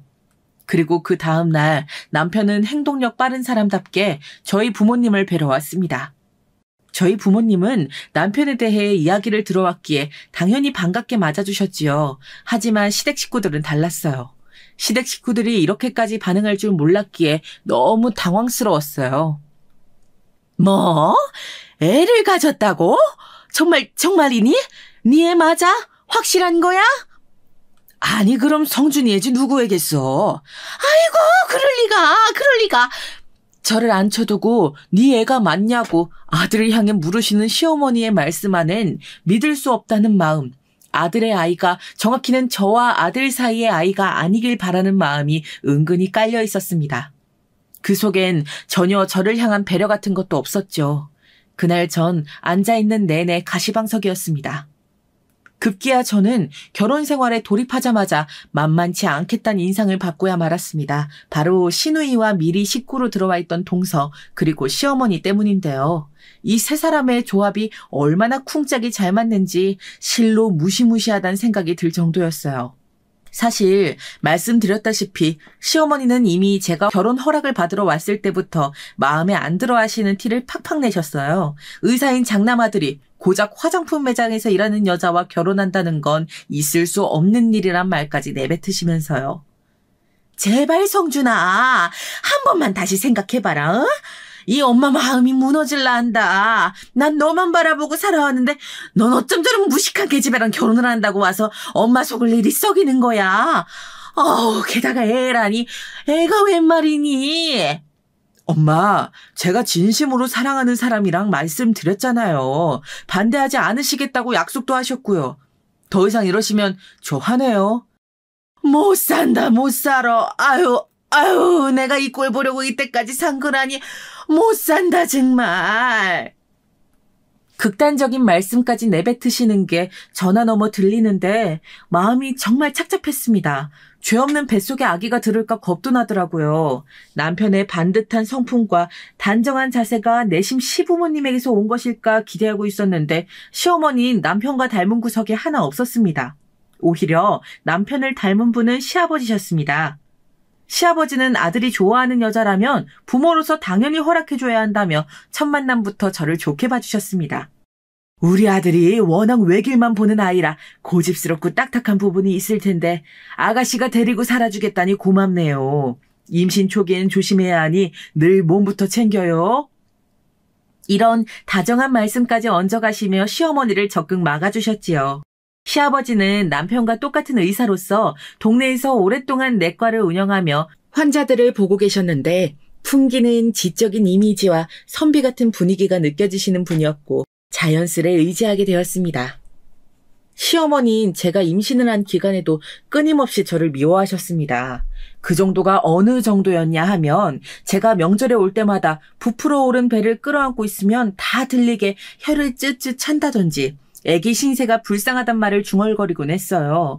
그리고 옆에 있던 시누이가 빵긋빵긋 웃으며 거들었죠. 새언니는 참 그러고 보면 얼굴도 두껍다니까?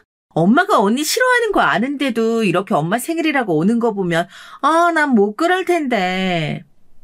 어머님 생일인데 당연히 와야죠. 어머님 아직 저한테 화 많이 나셨어요?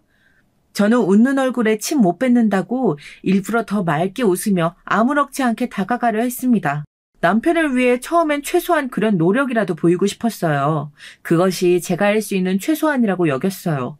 그러던 어느 날은 제가 힘겹게 동네를 걷다 어머님이 좋아하시는 바나나가 보이길래 사들고 시댁으로 향한 날이었어요. 평소에도 아침으로 밥 대신 바나나를 드신다고 했던 게 문득 생각이 나 제 딴엔 용기를 낸 것이었는데 시댁에 도착하니 시어머니 옆에 마침 동서가 와 있더라고요.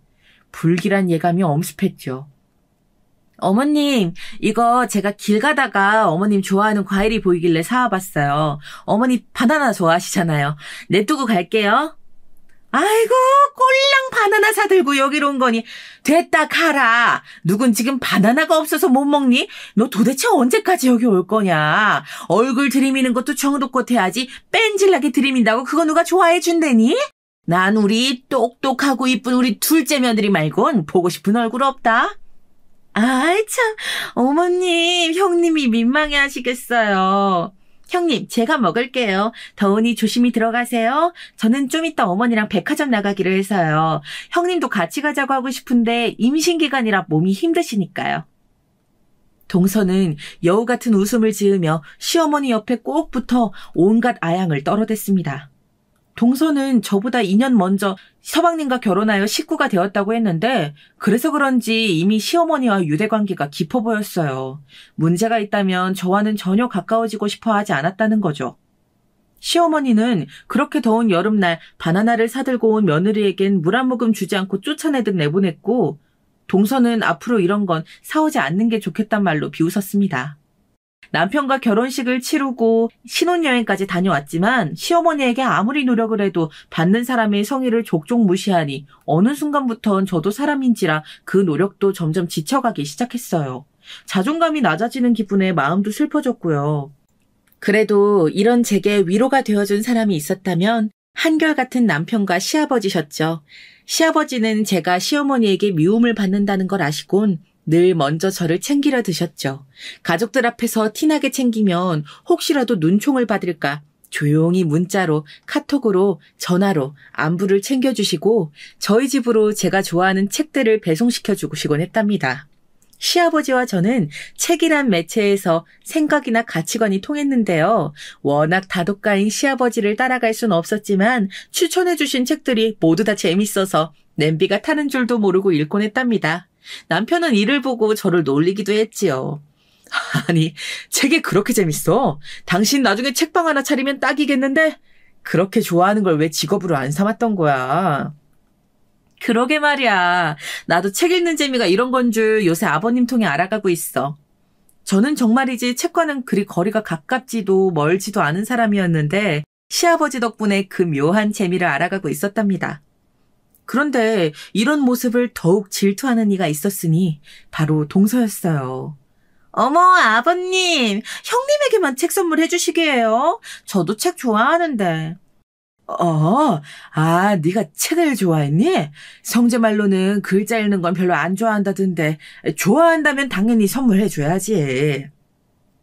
동서는 시아버지와 제가 책에 관한 이야기를 나누고 있거나 같이 있는 모습이 보이면 그 꼴을 견딜 수 없는지 옆에 와서 시비를 걸어대더라고요. 동서는 마치 다른 사람을 향한 질투와 미움으로 똘똘 뭉쳐진 사람 같았어요.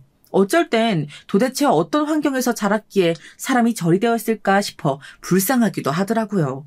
제가 듣기론 동서는 부잣집 친정에서 물질적인 결핍 없이 자랐다고 들었거든요. 부모님 두 분 다 피부과 의사에 사이좋은 언니도 있다고요. 그런 좋은 환경에서 자랐으면 사랑을 주고받을 줄도 아는 사람이어야 하는데 동서는 전혀 그렇지 않았답니다. 그러다 어느 날은 시누이와 이런 대화를 나누는 걸 듣고 말았는데 순간 울컥해서 제 아기를 내버려두고 소리를 버럭 지를 뻔했답니다. 아직도 그날의 일은 생각만 해도 너무 기분이 나빠요.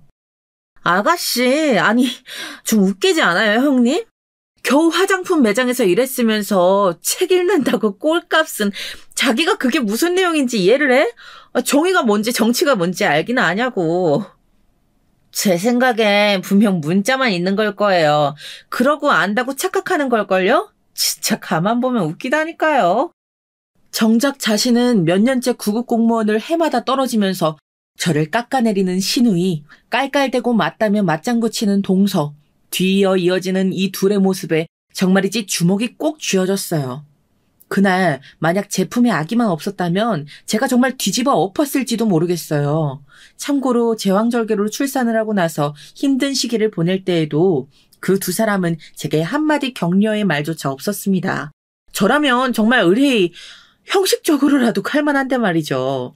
저는 굳이 다른 사람들에게 알릴 필요도 없이 그 사람들의 인격이 그 정도밖에 안 되는 것이다. 그렇게 생각하기로 했어요. 게다가 어차피 시어머니도 그렇고 두 사람과 보는 날은 정해져 있으니 그날을 빼면 견딜만 했습니다. 당신 우리 집 식구 되고서 많이 힘들지? 보아하니 재수씨도 이상한 행동들을 많이 하던데 내 동생 성미한텐 따끔히 질책해놨는데 이 녀석이 워낙 철부지라 들을지 모르겠어. 미안하다 당신한테 괜히 집만 지어준 것 같아. 물론 남편은 우리 둘만 좋으면 되는 거라 생각했던 결혼이 이런 길로 빠지게 될 줄 몰랐다며 제게 늘 미안해했어요. 아니야 여보, 나는 괜찮아. 어차피 명절이나 생신날 아니면 만날 일도 없는데. 그리고 실제로 전 남편에게 이렇게 말하며 애써 웃어 보였답니다. 당시엔 육아로 또 전쟁통을 혼자 겪고 있었으니 시댁과는 더더욱 거리가 멀어졌고요. 하지만 운명같이도 이 일이 생기며 저는 시댁에 들어가게 되어버렸습니다. 아직도 그때의 충격이 생생한데요. 저희 시어머니가 나이가 어리신데도 불구하고 치매 판정을 받으신 겁니다. 아직 젊으신 시어머니가 치매 판정이라니 믿기지도 않고 남편에게 이 말을 들으면서도 어안이 벙벙하더라고요. 남편도 의사이지만 너무 이른 발병 사실 자체를 받아들이기 힘들어하는 눈치였어요. 시어머니가 계속하여 물건을 깜빡하시고 어느 날 집 오는 길을 모르겠다며 전화를 하실 땐 설마 뇌 쪽에 문제가 생긴 건가 했는데 치매라고는 상상도 못했지요. 시댁은 한동안 이 소식으로 침체된 분위기가 이어졌습니다. 시누이는 이 소식을 듣곤 시어머니의 손을 잡고 엉엉 울어대고 시아버지께서도 답답한 마음을 달랠 길이 없으신 듯 담배를 태우러 가셨습니다. 그토록 건강을 생각하시던 분인데 이렇게나 생각이 많은 얼굴로 담배를 태우시는 모습은 처음이었죠.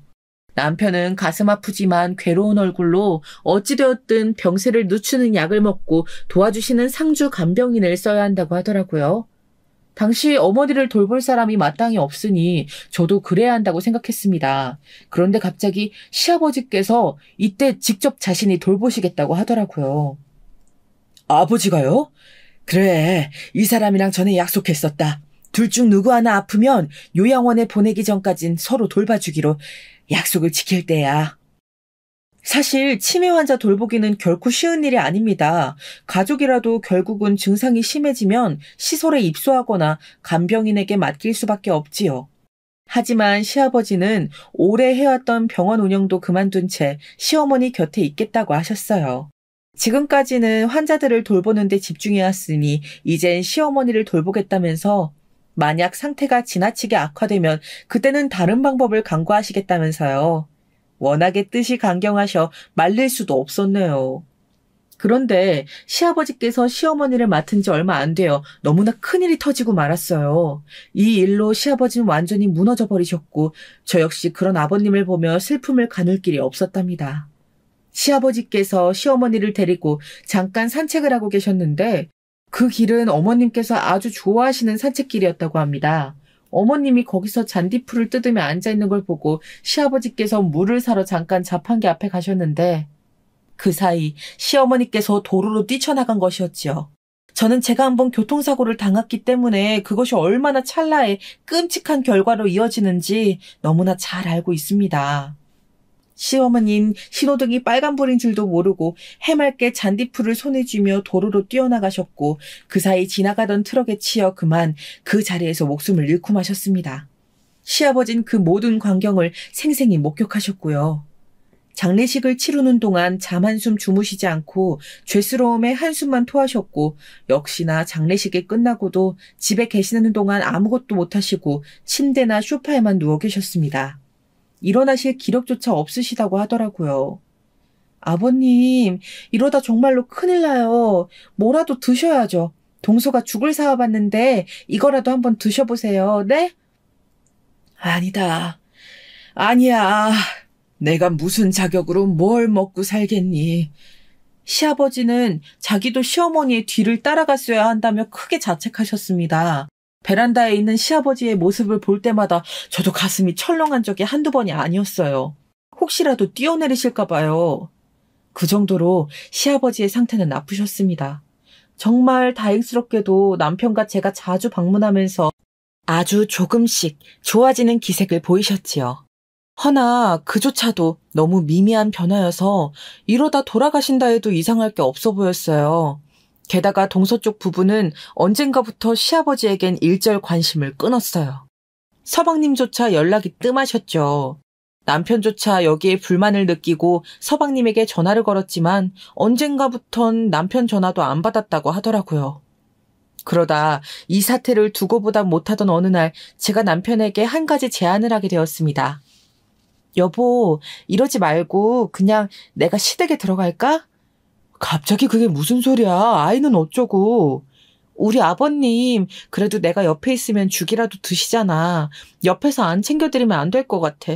지금 아가씨도 공부다 뭐다 하면 밖에 나가 있고 아무도 아버님을 챙길 사람이 없어. 아버님 이러다 잘못될까 봐 겁나. 우리 아이한테도 내가 필요하지만 아이는 시댁에서도 키울 수 있어. 남편은 제 말에 입술을 꾹 깨물더니 살짝 눈물이 고인 채 고맙다고 하더라고요. 그러면서 자신도 같이 가겠다고 하더군요. 남편의 병원이 이 시댁에선 꽤 떨어진 거리에 있었기에 그러지 않아도 된다고 했지만 그렇게라도 해야 안심이 된다고 하면서 말이지요. 그렇게 저희 부부는 시댁에 들어가 살게 된 것이었어요.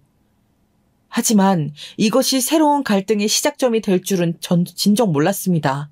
오직 시아버지를 보고 한 결정이었는데 그 후론 제가 예상하지 못한 일들로 꽉 차 있었어요. 일단 시누이가 갈등거리였습니다. 시누이는 공무원 준비한다는 명목으로 원래는 혼자 카페에 나가 공부를 하더니 집에 들어와 공부를 하기 시작했어요. 하필 저희 부부가 시댁에 들어간 시점이었죠. 시누이는 저희 부부가 온 첫날부터 마치 자신의 방을 빼앗긴 아이처럼 기분이 나쁜 눈치더라고요. 아, 나 공부해야 하는데. 너 공부하는 거 방해 안 해. 그리고 네 새언니가 와서 아버지 돌봐드리는 건데 뭐가 불만이야. 남편이 따끔하게 말하자 입을 다물었지만 소리 없는 불평불만은 계속되었습니다. 일부러 방문을 쾅 3개 닫는다거나 밤중에 시끄럽게 음악을 튼다거나 하는 식으로요. 그 어리광에 저도 슬슬 한계점에 다다르고 있었습니다. 그러던 어느 날 저도 폭발을 하게 될 일이 벌어지고 말았는데요. 시누이가 갑자기 제 방에서 공부를 하다 저녁 준비를 하는 부엌으로 와선 우리 아이를 향해 역정을 내더라고요. 새언니, 나 공부하는 거 안 보여요? 아, 정말 왜 이렇게 시끄럽게 굴어요? 애 좀 조용히 시켜요. 아가씨, 아기 우는 건 어쩔 수 없었어요. 정 시끄러우면 카페라도 나가서 공부하시든가요. 요 앞에 스터디 카페도 있던데 왜 거긴 안 나가시는 건데요? 나 그런 데선 공부 안 된단 말이에요. 아, 그래서 집에 들어왔더니 오빠랑 언니랑 다 있고 아빠까지. 아, 짜증나. 시험 못 붙으면 다 언니 책임일 줄 알아요. 진짜 재수가 없으니까 웬 저런 여자가 들어와서. 시누이의 마지막 말이 기어이 열을 오르게 만들었지만요. 저는 그대로 시누이를 따라가 다시 한번 말해보라며 성을 냈고 평소 화라고 낼 줄 모르던 제가 몰아붙이자 시누이는 당황했는지 얼굴이 새하얘지더라고요. 아가씨, 잘 들어요. 나 아가씨 시녀 아니에요. 이 집 종으로 들어온 거 아니고요. 시아버지 간병하러 들어온 거지. 그러니 나한테 이래라 저래라 명령하지 말고 함부로 막말하지 마세요. 알아듣겠어요? 한 번만 더 그러면 나도 가만히 있지 않을게요. 그날 저는 시누이의 입을 단단히 틀어막기 위해 나름 꾹 참아왔던 속을 터뜨려버렸습니다. 저녁 식사 때 보니 시누이는 기가 한껏 죽은 듯한 얼굴이더라고요. 남편이 무슨 일이 있는지 물을 정도로요. 저는 남편에게 더 이상은 시누이와 부딪히지 않기 위해 스터디 카페를 끊어달라고 말했어요. 하지만 여기서 끝나지 않더라고요. 산을 하나 넘으면 다른 산이 기다리고 있듯 이번엔 동서가 저를 못 잡아먹어 안달인 얼굴로 기다리고 있더군요. 그날 저녁 바로 전화가 걸려온 거예요. 네, 형님, 전데요. 아무리 그래도 우리 아가씨한테 너무한 거 아니에요? 아니, 가족끼리 화합은 하지 못할 망정 시댁에까지 들어가 살며 그렇게 맨날 싸움 만들면 되겠어요? 쌈딱도 아니고? 아무리 배운 게 없어도 그렇지. 쌈딱이라는 말에 저는 눈앞이 한 번 다시 흩어졌다 돌아왔는데요. 시누이나 동서나 늘 저만 보면 먼저 시비를 걸지 못해 안달린 사람들이었어요. 그런 사람들이 되려 그렇게 말하니 어처구니가 없더라고요. 그런데 그것보다 화가 났던 건 따로 있었답니다. 동서, 시아버진 한번 들여다볼 생각은 안 하면서 정작 아가씨 걱정이 된다며 번개같이 전화를 거는 거야? 대단하네 정말. 이러고도 동서가 며느리라고 할 수 있어? 아버님이 동서를 얼마나 예뻐하셨는데 앞으로 이런 사사로운 일로 연락하지 마. 어머 형님, 뭐라는 거예요? 기가 막혀. 형님이야말로 착한 며느리 노릇하고 싶어서 환장했나 본데 그거 계속하세요. 제가 그 놀이 계속하게 해드릴게요. 천박하면 그거라도 잘해야 예쁨 받지 않겠어요? 전 여기서 이때 동서가 내던진 천박하다는 말이 무슨 말인지 몰랐습니다. 그런데 나중에서야 알게 되었어요. 이게 어떤 의미인지를 말이죠. 당시 남편이 옆에서 저와 동서가 하는 통화 내용을 듣고 있었는데 남편도 화를 참지 못하고 도대체 정신이 제대로 박힌 여자냐며 난생 처음 동서욕을 하더라고요. 하지만 신우이나 동서나 어차피 애초에 상식 이하의 사람들이었으니 더 이상 신경 쓰지 않고 시아버지를 돌보는 것에만 집중하기로 마음먹었습니다. 왜냐하면 그때 시아버진 심한 우울증으로 살도 많이 빠지신 상태였고 그 좋아하시던 책도 이미 멀리하신 지 오래였어요.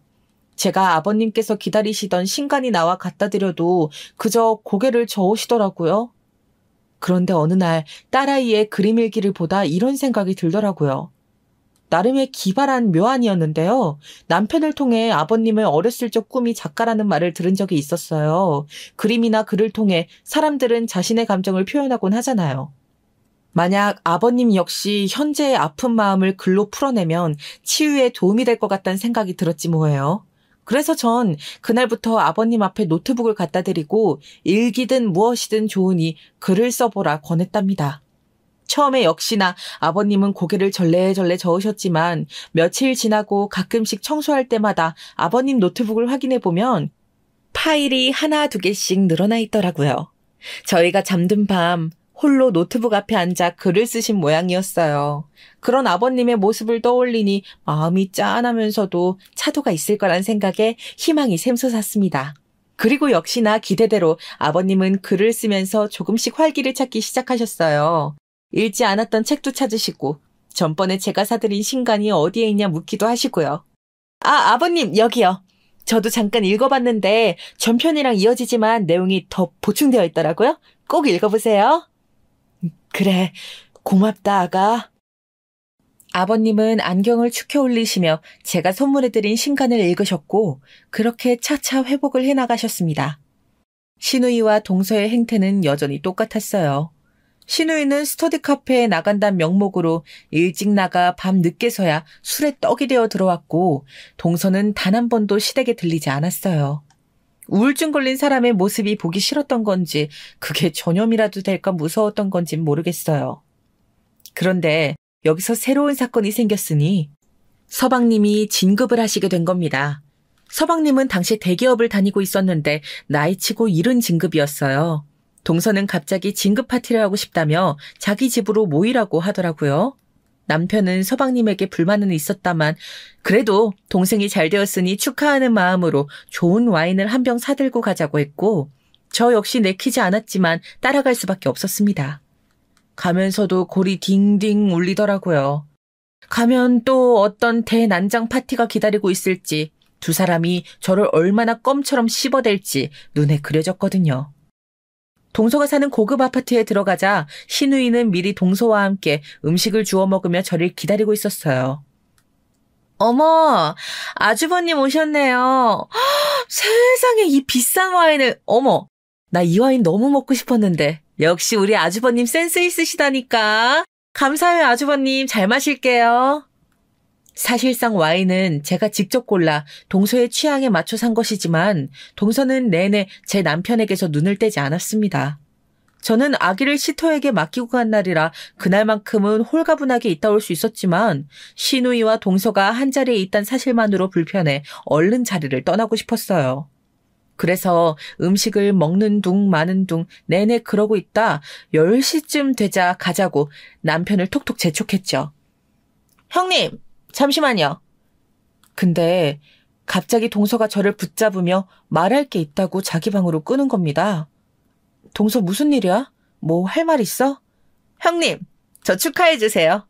저 임신했어요. 동서는 뜬금없이 임신 사실을 밝히며 축하해달라고 하더군요. 만약 거기까지였다면 진심으로 축하해 줄 수 있었을 거예요. 동선의 부부는 오랫동안 아이를 원해왔고 들어서지 않아 힘들어했으니까요. 그런데 뒤이어 이어진 동서의 막말이 저도 예상치 못한 상황으로 끌고 가게 된 것이죠. 형님과 달리 천박한 혼전 임신이 아니라 얼마나 다행인지 아시죠? 계획 임신이 이래서 좋다니까요.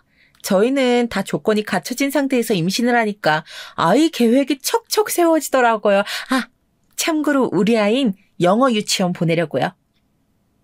뭐라고? 왜요? 그러면서 동서는 생글생글 웃으며 임신에 고급 와인을 먹지 못해 아쉽다고 중얼거렸어요. 저는 이미 눈이 뒤집힌 후였지만요.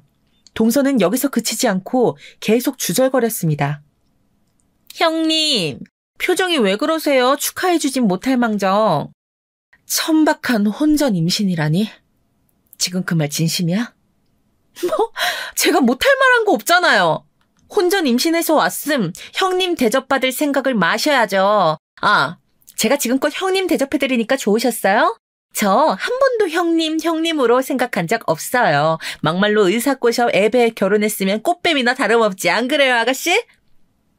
뒤에서 신우이가 맞장구를 치는 것조차 당시 귀에 들리지 않았습니다. 이미 제가 동서의 머리채를 잡아버린 이후였으니까요. 동서는 깍 비명을 지르며 놓으라고 난리를 쳤지만 그럴수록 더 세게 잡고 놔주지 않았어요. 이미 이성이 끊겨 본능이 마음대로 행동하고 있을 때였어요. 우두둑 머릿결이 뽑혀져 나가는 소리가 들리는데 속이 얼마나 시원하던지요. 남편과 서방님이 밖에서 그 소리를 듣고 달려와 겨우 저를 동서에게서 떼어놓았지만 저는 계속 씩씩거리며 다시 말해보라고 외치고 있었습니다. 진정되어 현관에서 신발을 구겨 신을 쯤에야 거실 쪽을 돌아봤는데 신우이가 두려움에 찬 눈으로 저를 보고 있더군요. 저는 그날 남편이 운전하는 차를 타고 가면서 제가 너무 심했다는 말을 중얼거렸습니다. 아무리 그래도 동서는 임산부였는데 말이죠. 동서가 나보고 천박하단 말이 너무 견디기가 힘들어서 그랬어. 나한테 하는 욕이야 그렇다 치지만 우리 아이까지 두고 하는 욕은 너무 듣기가 괴로웠어. 원래 몰상식한 여자야 무시해. 그리고 잘못한 거 없어. 하지만 남편은 울먹이는 제 말에 오히려 쓰다듬어주며 잘했다고 위로해주더라고요. 순간 남편 한 번 잘 얻었단 생각에 잠시나마 든든한 마음이 들었습니다. 하지만 동서의 머리채를 뜯은 사건의 파장은 여기서 끝나지 않았습니다. 예상했던 바였지만 이 일로 형제간의 의까지 상해버린 거죠. 서방님은 아무리 그래도 어떻게 임신한 와이프의 머리채를 잡을 수 있냐며 화를 냈고 저희 남편은 원인 제공을 한 사람이 잘못됐다며 맞섰는데 그러다 서로 완전히 등을 돌리게 되어버렸습니다. 시아버지까지 이를 알게 되었을 땐 제가 정말 괜히 집안에 분란을 일으킨 것 같아 죄스럽더라고요. 아가야, 너랑 둘째 아가 사이에 무슨 일이 있었는지 다 들었단다. 네, 아버님. 실은 나도 화가 많이 났단다. 우리 귀한 손주를 두고 둘째 아가가 그런 말을 했다는 것부터 이미 너무 경솔했더구나. 너무 마음 상해하지 마라. 어느 날 저를 부르시더니 혼내실 줄 알았던 시아버지께서 의외로 따뜻하게 다독여주시는 말을 하는데 눈물이 핑 돌았습니다. 저도 모르게 주책맞게 시아버지 품에 안겨 엉엉 울 뻔했지요. 시아버진 앞으로 동서와는 더 보지 않아도 된다고 했고 명절에도 따로따로 오라며 배려해 주셨어요. 그리고 나중에 듣기론 동서 부부를 불러 크게 한번 혼을 내셨다고도 들었죠. 전 그렇게 동서 부부와 꽤 오랜 시간 안 보고 지냈습니다. 아이들은 무럭무럭 크고 있었죠. 우리 첫째 아이가 벌써 8살이 되었고 계획에 없던 둘째가 생겨 다시 육아에 치여 살고 있을 때였어요. 우리 첫째 딸아이는 유독 책 읽는 걸 좋아했는데 이 부분이 시아버지를 닮은 것 같았어요. 아버님, 벌써 2시간째인데 괜찮으세요? 제가 데리고 있을게요. 아니야, 내가 우리 진이 데리고 이렇게 놀아주는 게 유일한 낙이다. 나도 어렸을 때 우리 진이처럼 책 읽는 걸 좋아했는데 진이가 날 닮았나 보다. 시간이 지나며 시아버지는 이제 완전히 정신적으로 호전되셔서 얼굴에 늘 잔잔한 미소를 띠고 계셨는데요. 호전되신 이후론 우리 아이와 놀아주는 걸 굉장히 좋아하셨어요. 아이를 무릎에 앉혀두고 책도 많이 읽혀주셨고요. 아이 역시 할아버지와 책 읽는 시간을 소중하게 생각하고 행복해했지요. 그런데 어느 날 아버님께서 어딘지 안색이 좋지 않더라고요. 사실은 요 전날 둘째 내가 다녀갔는데 이러면 안 되는 거 알지만 돈을 또 내어주고 말았구나. 네? 아버님, 그러면 안 돼요. 그날은 아버님 생신날이었기에 제가 직접 차린 생일상으로 밥을 먹고 있었는데요. 남편과 저는 밥을 먹다 아버님의 말에 그만 깜짝 놀라 수저까지 놓치고 말았습니다. 아버님은 저희의 반응에 더 미안한 표정을 지으셨어요. 사실 서방님은 대기업을 다니다 나와 사업을 시작하셨는데 이미 몇 번을 말아먹었기 때문에 아버님께서도 사실상 더 이상은 자금 지원이 어렵다고 선을 그으신 상태였습니다.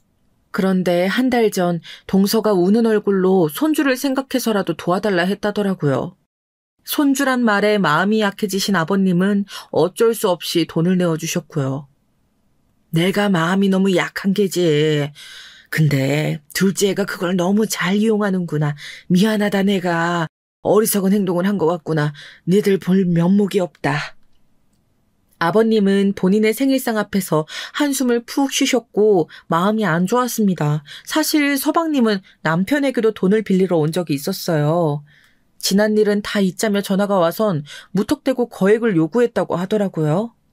제가 걸려 처음엔 망설였지만 남편 역시 동생인지라 외면하지 못하고 한 번은 거금을 내어주었고요. 이번에도 사업이 안 되면 단칼에 거절해야 하는데 아버님 또한 그런 면에서 마음이 심란하신 것 같았습니다. 참, 그런데 사람 일이란 건 모르는 거죠. 불행 중 다행일까요? 반년 후 서방님이 좋은 소식을 전해왔어요. 좋은 투자처에 투자한 돈이 거금이 되어 왔다면서 말이죠. 그래, 잘 됐구나. 아버님은 이 말 한마디만 하시곤 더 얹지 않으셨어요. 저희 부부도 더 이상 손 벌리지 않아 그것만으로도 안심했고요. 그리고 그때부터 동서의 SNS 계정에는 온갖 호화로운 사진들이 올라오기 시작했습니다. 시누이와 백화점 명품관 앞에서 V자를 하고 있는 사진, 서방님과 함께 떠난 요트 여행 사진 등등 알고 싶지 않은 소식들이 하루에 10개 이상씩 올라오더라고요.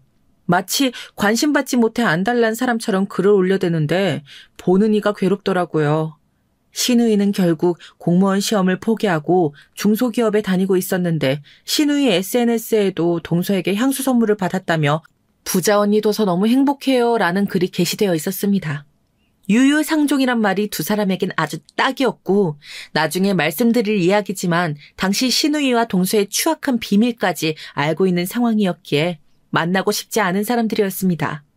그러던 어느 날 그토록 만나고 싶지 않던 동서와 다시 만나게 될 일이 생겼는데요. 전혀 교류 없이 지내던 와중 갑자기 연락이 와서는 저와 만나고 싶다고 하더라고요. 아이들도 컸으니 지난 일은 다 풀고 이젠 가족처럼 지내자면서 말이에요. 사실 갑작스럽기도 하고 지난 일이라고 해도 감정이 좋지 않아 망설이고 있는데 동서는 자기가 선물까지 준비했다며 집 앞으로 오겠다고 하더군요. 집 앞으로까지? 네, 형님, 제가 가야죠. 결국 집 앞까지 오겠단 말에 거절하지 못하고 오랜만이니 얼굴이나 보자 하고 나가게 되었어요. 원래는 저 혼자 나가려 했는데 주말이라 남편은 친구들 만나러 나갔고 첫째와 둘째 아이를 딱히 맡겨둘 곳이 없어 같이 데리고 가게 됐어요. 아이들은 동서의 얼굴을 너무 오랜만에 보는지라 무척 기대하는 눈치였습니다. 만나자마자 첫째 딸은 동서에게 이런저런 질문을 하며 친근하게 굴더라고요. 동서, 갑자기 왜 보자고 한 거야? 몇 년간 아무 소식도 없다. 왜 이기냐? 예전에 아주버님께서도 돈도 빌려주시고 감사해서요. 딱히 형님께 답례 인사 못 드린 게 마음에 걸리더라고요. 속으로 동서의 말을 듣고 조금 놀라긴 했습니다. 돈 빌린 것에 대해선 입을 싹 씻을 줄 알았는데 자기가 먼저 꺼낼 줄은 몰랐으니까요.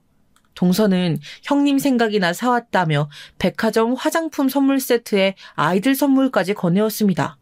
그리고 제 손을 잡으며 이젠 다시 가족끼리 명절에 모이잔 말을 하더군요. 몇 년간 저희 친정에서도 차마 손 못 벌리고 경제적으로 힘든 시기를 보내었는데 형님 생각이 유독 나더라고요. 그런 사이에서도 돈을 빌려주셨으니 정말 감사하단 말씀 드리고 싶었어요. 동서는 유독 이날 제게 고맙단 말을 반복하며 저 덕분에 요즘 형편이 나아졌다는 이야기를 종알거렸습니다.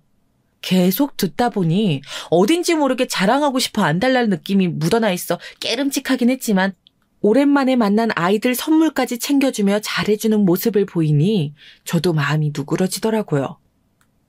그래, 동서가 먼저 그리 말해줄 줄 몰랐는데 고마워. 그리고 동서 말대로 아버님도 있고 하니 명절날은 다 같이 모이는 거 한번 생각해 볼게. 동서는 제 말에 새삼 감격하는 표정까지 지었습니다. 저도 마지막에 동서와 헤어질 땐 조금은 가벼운 마음으로 헤어져 집으로 돌아오게 되었지요. 동서가 어쩌면 변한 걸까 하는 생각까지 하면서요. 그런데 돌아오는 길 큰딸의 표정이 좋지 않았어요. 요즘 큰딸이 장이 좋지 않아 설사를 자주 했기에 혹시 배가 아프냐고 물었더니 이런 말을 하더라고요. 엄마, 몸 굴린다는 게 나쁜 말이지. 큰아이의 입에서 나온 말은 너무도 충격적이었습니다. 이 어린애가 어디서 그런 말을 듣고 온 것인지 놀라 대답을 재촉하니 글쎄 동서가 아이의 귓가에 대고 이렇게 말했다는 겁니다. 너희 엄마처럼 몸 함부로 굴리면 네 엄마 꼴 나니까 조심해야 한다. 알았지? 혼전 임신을 겨냥해 천박하다는 말을 했던 동서가 기어이 제 자식들 앞에서까지 그런 말을 내뱉은 것이었지요. 결코 용서할 수 없었습니다. 동서를 만나러 나간 것 자체가 미친 듯이 후회가 되더라고요. 전 당장 이 일을 남편에게 알리기 위해 전화를 걸었습니다. 그런데 누구와 통화 중인지 계속 받지 않더라고요. 그리고 마침 반갑지 않은 사람인 신우이에게서 전화가 걸려왔는데 작정이라도 한 건지 속을 또 한 번 뒤집어 놓더군요. 새언니, 우리 이제 다시 가족처럼 지낼 수 있겠네요. 새언니 때문에 명절에 뿔뿔이 흩어지고 그동안 얼마나 민폐였어요. 다행이네요. 전 대답 않고 전화를 끊어버렸어요. 신우이나 동서나 똑같았어요. 저는 이제야말로 제가 알고 있는 모든 걸 폭로할 기회가 왔다고 생각했습니다.